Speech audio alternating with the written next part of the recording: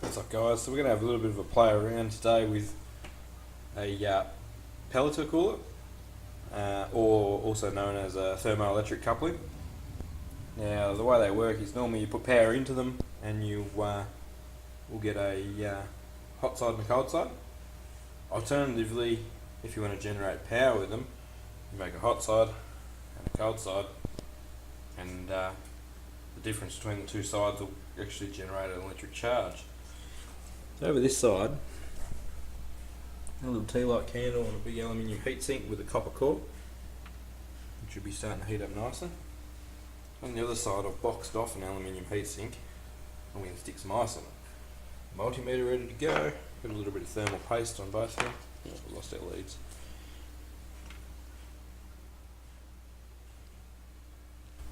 Set that up like that. Get our leads reconnected. Should be using some alligator clips or something, but oh well.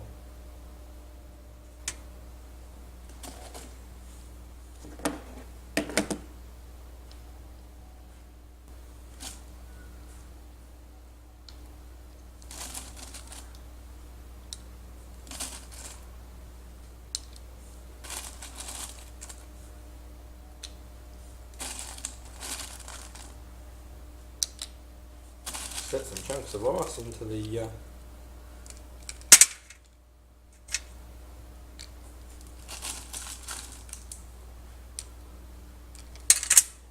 cold side, and we are going up in voltage. And we're at 1 volt already. That ice isn't actually really melting yet. It's only ambient temperature doing it.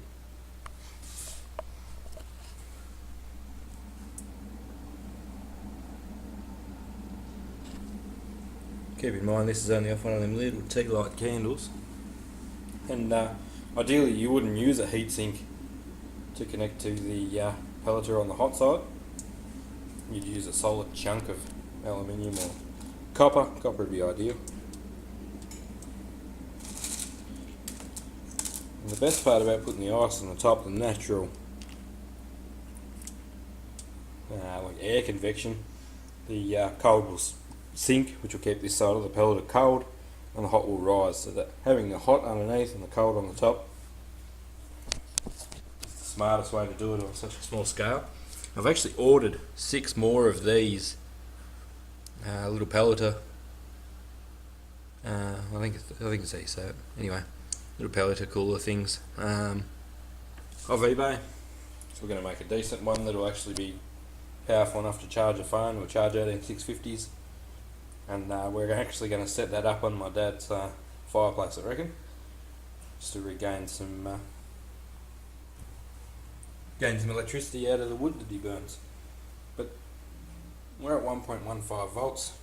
We'll give it a few minutes and we'll come back and see what we get to. Alright, so it's still going. It's only running a little tea light candle. Highest voltage I've got so far is 1.3. So with 6 of them going, we'll actually get some kind of usable voltage. If we push that to 1.5, that'd be nice. But obviously there's not that huge of a temperature difference the way it is now, and it is only a tea light candle. So when it goes on a fireplace or some other heat source, it'll be significantly better. And the ice is doing a good job, keeping the top beautiful and cool. We might use the stove next and do another test when we get the others. But yeah, that's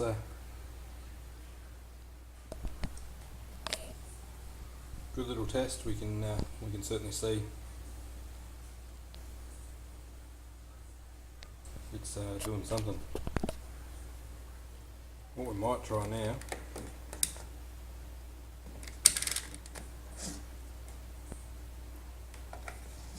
see how much power it puts out. Got 350 milliamps. On a dead short like that.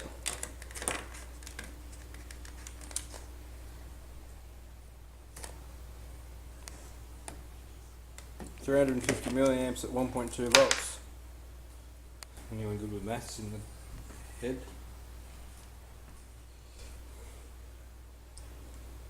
350, so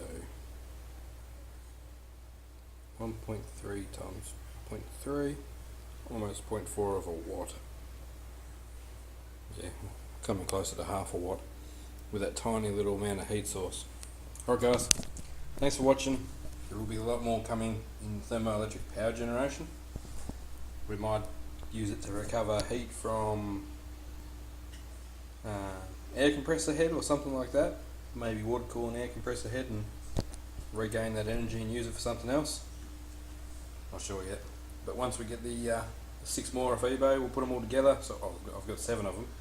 So we'll put them all together and see what we can make out of it. See if we can't charge some bits and pieces, or even make an emergency power generator so you can light a candle up underneath it and have a bit of daylight for your candle or several candles. Alright then, I don't know how long this is going to work for, but we are piling the heat in the bottom side and we have ice in the top side. Temperature coming up, voltage is coming up.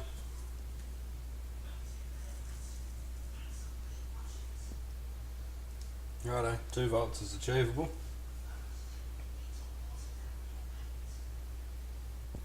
Just not sure how high we can go before we start having issues. Turn the heat off.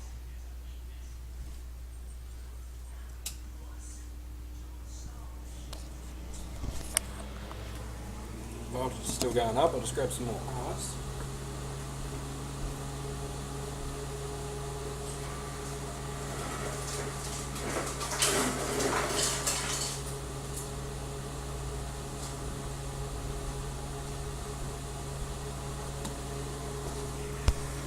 We've got 2.5 volts. The hot plate still hasn't come back on yet. Still a bunch of heat pouring out of that. Sorry about the fan noise, I've got the range on. Oh, heating again.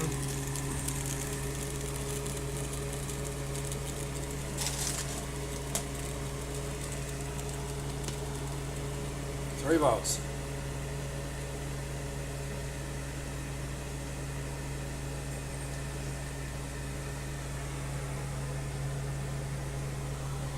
Heat kicking in again, it's back off again.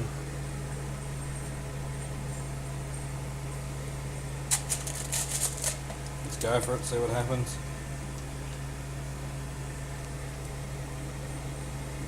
Heat's still on. 3.2.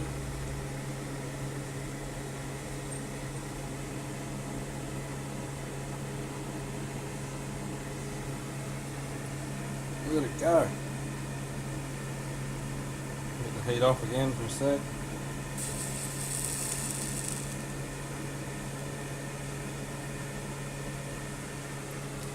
There you go, you can get it to generate decent heat.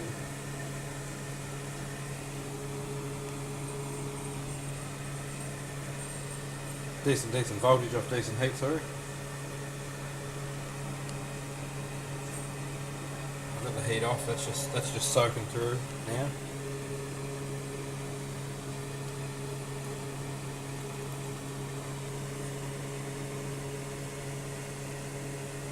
Does anyone know what voltage it will actually stop at before it pops?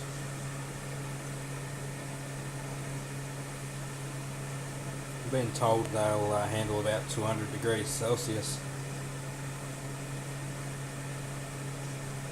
If we can get to 5 volts, we'll stop there and turn it all off. But because 5 volts is very useful, we can do something with 5 volts. No problems at all. 4.4. 4.5.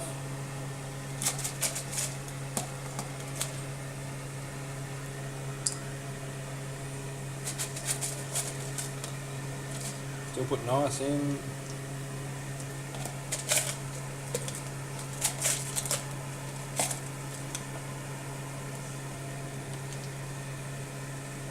Five volts. Alright, it's off.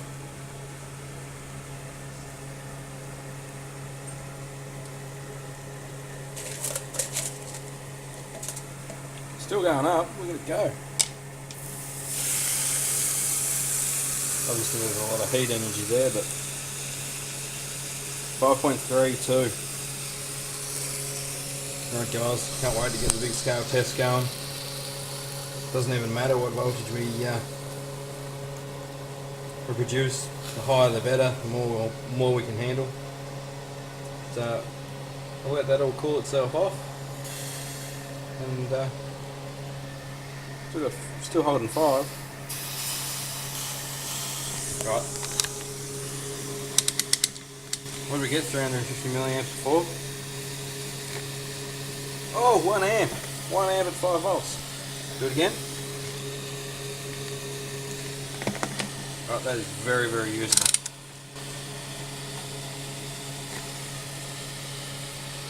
Thanks heaps for watching, guys. We will perfect this. We'll get it better with more pelletons. Thermosilicon's coming. That's all coming off eBay, so probably look for the next 2 to 3 weeks. We'll look for some videos, and we'll go from there.